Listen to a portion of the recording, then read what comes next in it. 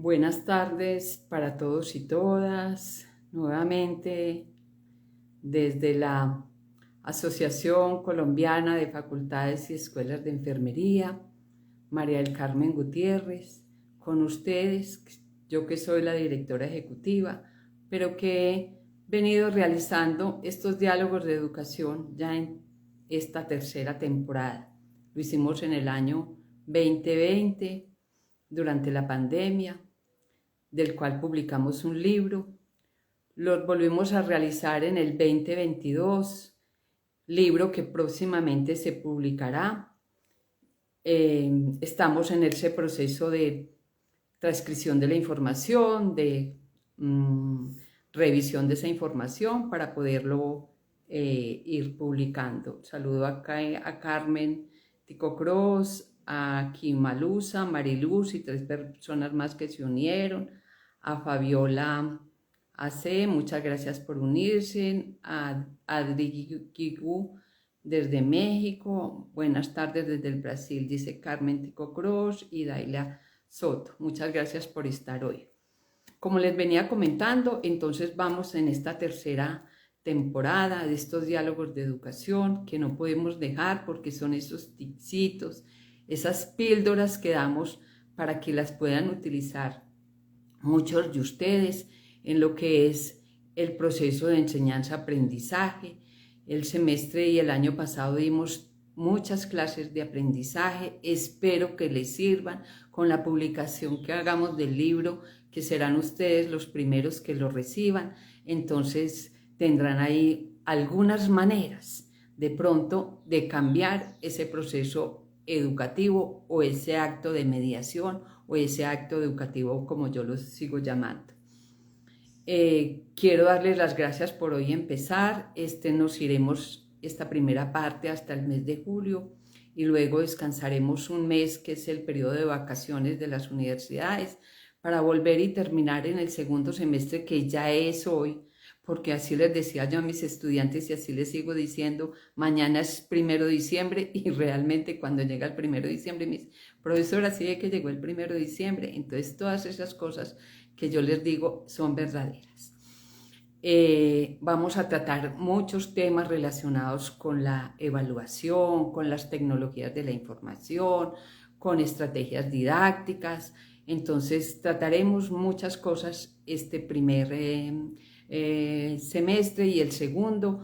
Esperamos cumplir la meta de la que nos hemos propuesto este año y bienvenidos y bienvenidas nuevamente desde ACOFAEN a estos diálogos de educación que hoy iniciamos con los presentes y que estarán también en el YouTube y en Instagram para aquellas personas que deseen verlo en la página de ACOFAEN. Muy amables. A María Divanti, Juliet y OpenMin, muchas gracias por unirse, a Josa Salazar, a Víctor Orihuela, bienvenidos y a todos los que he venido saludando. Hoy vamos a tratar un tema de mucha actualidad, un tema muy tecnológico pero sencillo, lo vamos a volver un poquito más comestible y lo vamos a mirar, que es el Big Data, y la educación, o lo que se dice en inglés Big Data Learning Analytics o minería de datos, porque es una minería donde hay que escoger, así por eso la denominan minería de datos. Es el empleo entonces de herramientas, ¿de qué tipo? De herramientas tecnológicas para la recolección y tratamiento de datos masivos. Datos masivos, eso es lo que aparece en Big Data. Grandes datos, datos masivos, que van a conllevar a una minería de datos donde tenemos que utilizar patrones para una analítica de ese aprendizaje. Porque yo pongo un tema en el Big Data y lo meto en las plataformas, que ahora les diré algunas que pueden utilizar, y le pueden aparecer a usted miles y millones de datos sobre ese tema que ustedes introdujeron en esa plataforma o en esa software para investigar sobre ese dato. Gracias a Guiopa 753 y a Nicolás que se acaban de unir. Pero ¿qué es lo importante? No es recoger el dato, sino ir más allá de esa recolección. Y más allá de la recolección, ¿qué supone? Analizar e interpretar esos datos, analizarlos e interpretarlos. ¿Para qué? Para obtener una información que mejore de pronto la práctica educativa en un docente, o que mejore el aprendizaje en un estudiante, o que podamos con ese hacer divulgación de ese saber. Entonces, lo importante no es la recogida del dato, sino el análisis e interpretación de esos datos.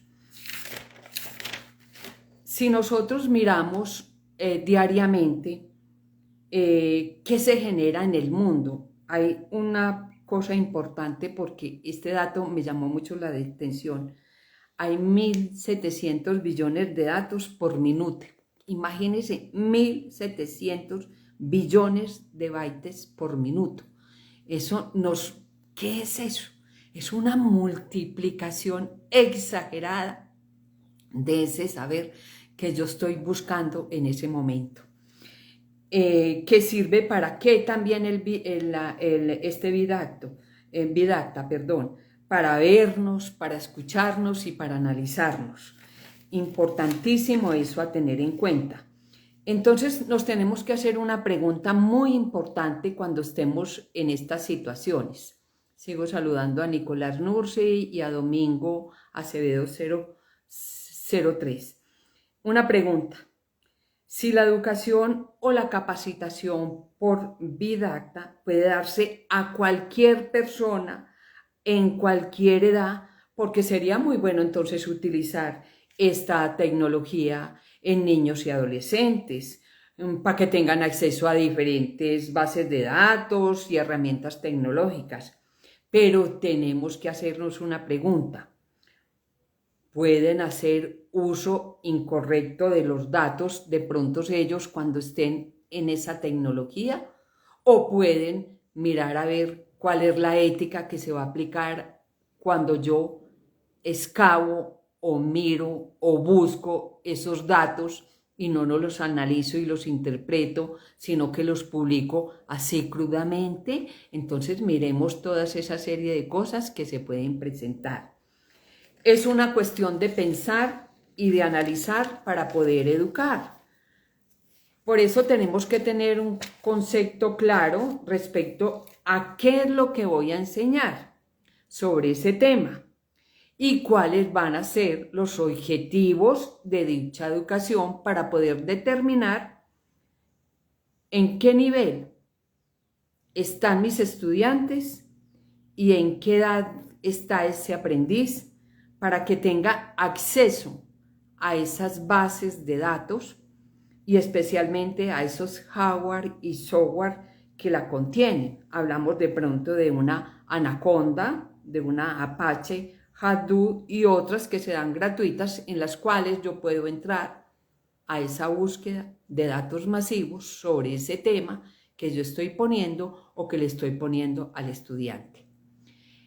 Aquí está Andrés Barragán. Muy buenas tardes, un cordial saludo, muchas gracias por unirse. Entonces, mirando desde esta perspectiva, ¿qué se requiere y a qué ayuda que yo utilice esta herramienta tecnológica con mis estudiantes? Primero, voy a guiar a los estudiantes a través de itinerarios personalizados, es decir, aquí la enseñanza es personal. Algunos dicen aprendizaje adaptativo, aprendizaje que va de acuerdo a lo que el alumno necesite, a lo que el alumno requiera. Por eso se da una enseñanza personalizada, adaptada a ellos. Tenemos que también adaptar esa búsqueda a los conocimientos reales de los alumnos, qué es lo que necesitan, qué es lo que se requiere, adaptarlo a esas necesidades reales que ellos requieren conocer en ese preciso momento. Entonces tenemos que identificar qué necesidades de aprendizaje tenemos en nuestras asignaturas o en nuestras materias.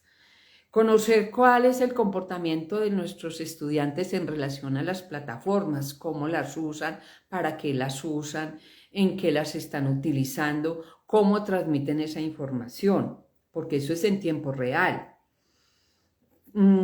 debemos obtener y proporcionar un feedback a esos estudiantes. ¿Para qué nos va a servir ese feedback? ¿Están entrando?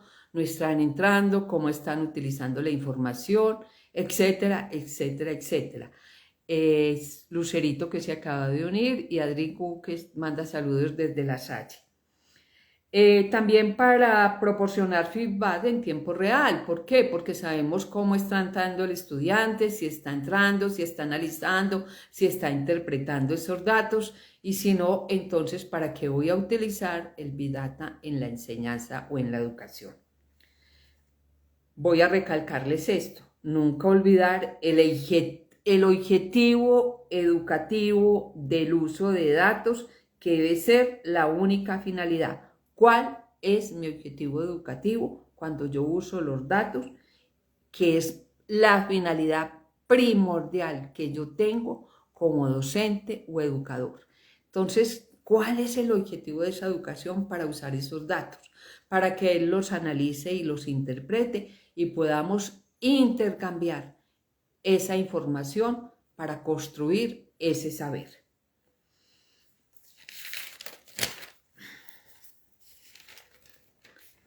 Entonces, ¿esto qué nos va a permitir a nosotros? Nos va a permitir a nosotros correlacionar datos, mirar tendencias, hacer pronósticos fiables para la toma de decisiones.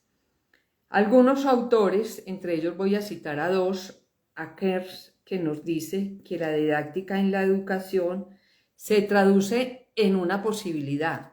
Sí, en una posibilidad para implementar esa educación individual de una manera exhaustiva en cada persona o en cada individuo a la cual le estamos nosotros enseñando en ese momento. Para obtener un feedback oportuno y a tiempo.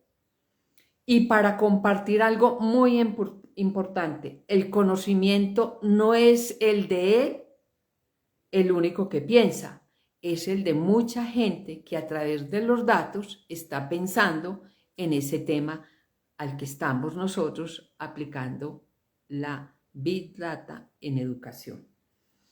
Salvador Rojas entonces nos dice que el Big Data mejora los procesos de enseñanza-aprendizaje en 4 niveles que vamos a explicar. Sigo saludando aquí a Universidad Francisco de Paula Santander, Debe Ser Bienestar, que se acaba de unir. Muchas saludos a Lucerito, a Andrés Barragán, a Domingo Acevedo, a Nicolás, a Guiofa, a Víctor, a María de Ivani, a Daya Soto y a Carmen Tico Cruz, que se han unido. Él nos dice que hay 4 niveles. El descriptivo. ¿Qué ocurre? ¿Qué ocurre con el Big Data? ¿Estamos encontrando miles de datos? ¿Qué ocurre en ese momento? ¿Qué información me está llegando? ¿Qué información estoy teniendo acceso? Pero yo para eso tengo que hacer otro nivel, que es el diagnóstico. ¿Por qué ocurre eso? ¿Qué es lo que me está diciendo este dato? ¿Qué es lo que me está diciendo el otro? ¿Qué es lo que me está ocurriendo? Acuérdense que son 1700 bytes por minuto. Entonces, ¿qué ocurre? ¿Por qué ocurre?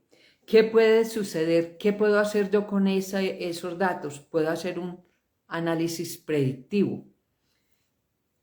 Este dato que me está diciendo es contrario a este, o hay varios contrarios, o hay varios falsos. Entonces, hay que mirar muy bien esa información. Y el nivel prescriptivo, que me dice a mí cómo se puede mejorar. ¿Cómo puedo mejorar ese tema o ese análisis que estoy haciendo o esa interpretación de esos datos, de todo lo que encontré? Entonces, ¿qué ocurre? ¿Por qué ocurre? ¿Qué puede suceder? ¿Y cómo se puede mejorar? ¿Cómo se puede mejorar inclusive cuando yo utilizo esta estrategia tecnológica o esta herramienta para la enseñanza de mis alumnos? Mediante este análisis que puedo hacer yo en tiempo real con mis estudiantes, puedo tomar decisiones yo y mi estudiante basados en evidencia, no solo en suposiciones. Por eso es importante enseñarle e indicarle a ese alumno personalmente cómo va a entrar a ese software o a esa plataforma para que él pueda hacer ese análisis y esa interpretación de esos datos, que es lo importante, y de ahí sacar ese conocimiento basado en la evidencia, no en la suposición. No que fue que a mí me contaron o me dijeron, lo encontré en la evidencia de los datos, en ese análisis e interpretación de esos datos que me entraron sobre ese tema específico. Porque las experiencias que no hayan sido validadas formalmente a veces no nos sirven para el aprendizaje. Nosotros en el año pasado hablamos mucho de las experiencias y de las vivencias que son parte fundamental de nuestro aprendizaje. Pero cuando nosotros tenemos esas experiencias que las hemos validado formalmente, se convierten en datos que pueden ser válidos para otras personas en su proceso de aprendizaje. Entonces, fíjense todas las cosas importantes que les estoy diciendo en relación con este proceso del Big Data en la educación o el Big Data Learning Analytics, porque hay que hacer análisis e interpretación de datos. No es entrar como quien dice que yo estoy haciendo una revisión, un estado del arte y me entraron 50.000 referencias. No, yo esas 50.000 referencias las clasifico, las ordeno, las miro a ver qué me va a servir para ese estado del arte sobre ese tema específico. Es casi una cosa parecida con el Big Data en la enseñanza o en la educación. Yo también tengo que hacer un análisis e interpretación de esos datos que me sirvan para ese tema en el cual yo estoy investigando. Entonces no es simplemente poner y hacer. Con el Big Data hoy en el mundo se pueden explorar muchas cosas, no solo en lo económico, ni en la calidad de vida. Les voy a dar algunos ejemplitos que puede usted utilizar con el Big Data. Por ejemplo, estudios demográficos y de migración, estudios socioeconómicos de una población o de poblaciones X con las cuales yo pueda comparar la población objeto de mi estudio o con la población objeto de mi contexto donde yo voy a enseñar, para saber qué características hay en las otras poblaciones. Entonces puedo utilizar el Big Data en estudios demográficos y de migración. Lo puedo emplear también en enfermedades como las adicciones o en algún tipo de enfermedades, en la violencia, para atender problemas sociales, violencias, muertes, ¿qué más podemos en la violencia? Maltrato infantil, maltrato a la mujer, problemas de abusos sexuales. Entonces también podemos utilizar ahí también el Big Data. En sistemas de alertas por ejemplo, de los volcanes. Hablemos hoy del volcán Nevado de Ruiz, que nos ha tenido en alerta en los últimos, digamos, 3 semanas en relación a ¿cómo es que se llama? A la expulsión de gases o a la expulsión de ceniza que está haciendo el volcán Nevado de Ruiz y que ha puesto en alerta a esas poblaciones vecinas. Entonces, una de las cosas también son los sistemas de alerta de desastres, entre ellas lo que podía suceder por el volcán o por otras cosas de hoy en día. Por ejemplo, las inundaciones, las lluvias intensas, los problemas del medio ambiente, las calamidades que han sucedido por las inundaciones y por la afluencia de los ríos. Y también en las tendencias económicas y en las instituciones. Una de los Big Data que se pueden utilizar mucho en una institución son las deserciones. Comparar esas deserciones que suceden en un programa académico o en otros programas y compararlas con lo que sucede en otras instituciones, no solamente a nivel nacional, sino también a nivel internacional. Por eso podemos decir que no simplemente sirve para que yo busque un tema específico en educación, sino también para otros estudios relevantes que se puedan hacer a nivel social, a nivel de enfermedades, a nivel de desastres, a nivel de tendencias económicas y a nivel de las instituciones mismas, por ejemplo, en las deserciones. Eso voy a, ya como para terminar en estos últimos 7 o 6 minutos que me faltan, hablando entonces de ese aprendizaje adaptativo.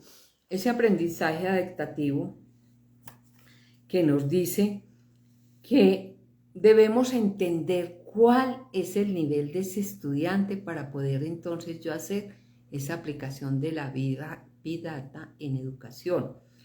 A qué persona o grupo para darles esa ruta de formación específica. Esto, por ejemplo, como lo decía más adelante, nos pone a pensar, ¿se lo doy a este tipo de estudiantes que tengo en este curso o escojo a unos estudiantes para darles eso específicamente? Porque no podemos dárselo a todo el mundo y en un momento determinado. Por eso a veces decimos grupos más pequeños, grupos de 2, 3 o 4 personas, pero dependiendo también del interés que tenga el estudiante y de las necesidades que tenga ese aprendiz para yo poder utilizar esa vida.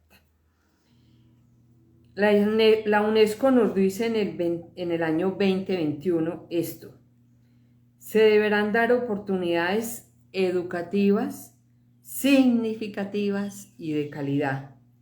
Para ello, debemos conectar los lugares naturales, físicos y de virtualidad en el aprendizaje. Entonces, no solamente tener en cuenta el Big Data, que es lo virtual, sino esos lugares naturales y físicos de aprendizaje para aprovechar al máximo las características de cada uno. Habrá estudiantes que les gusta más ir a buscar el Big Data, pero habrá estudiantes que les gustará más ir a hacer una exploración física y habrá estudiantes que les gustará hacer una exploración más natural. Por eso, atendamos este llamado. Se deberán dar oportunidades educativas significativas de calidad, conectando todos los lugares en el aprendizaje, pero aprovechando las características de cada uno.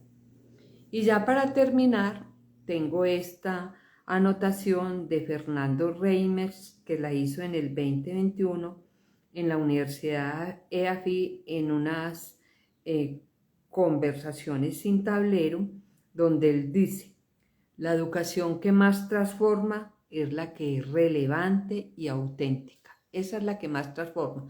No es la Big Data, no es la inteligencia artificial, no es la neonatología, no es eso, sino la que es relevante y auténtica. ¿Por qué es relevante? Dice él: para que el estudiante conecte lo que aprende con los asuntos que le importen. Lo que aprende con los asuntos que le importen. Esa es relevante y es auténtica para que haya una conexión entre lo que aprende y lo que ocurre en el mundo. Fíjese una cosa tan importante, esto lo dijo en el 2021. Es relevante y auténtica. Relevante porque permite al estudiante que conecte lo que aprende con lo que a él le importe.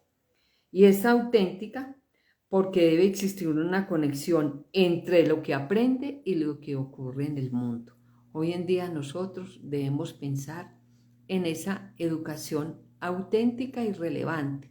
Relevante porque miremos qué es lo que está ocurriendo hoy en el mundo. ¿Qué es lo que ha ocurrido con la guerra de Ucrania?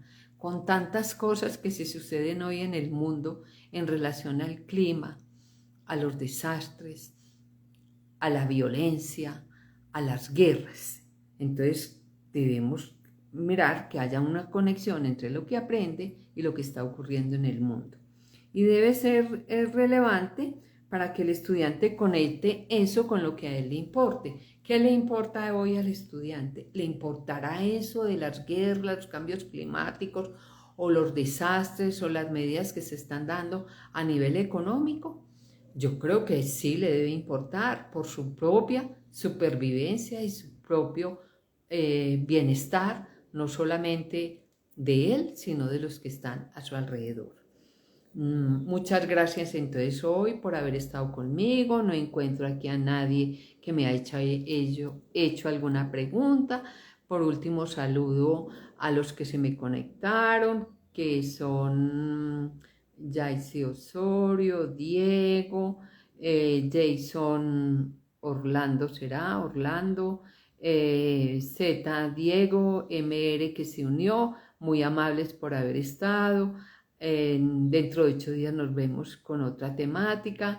Muchas saludos a todos y a cada uno de ustedes y a sus familias por haber participado durante este rato en estos nuevos diálogos de educación que hoy abrimos el año 2023 y que seguiremos conversando con ustedes, teniendo estos pildoritas o tic-tac que vamos a dar en educación. Muy amables por haber estado hoy conmigo y un saludo muy especial.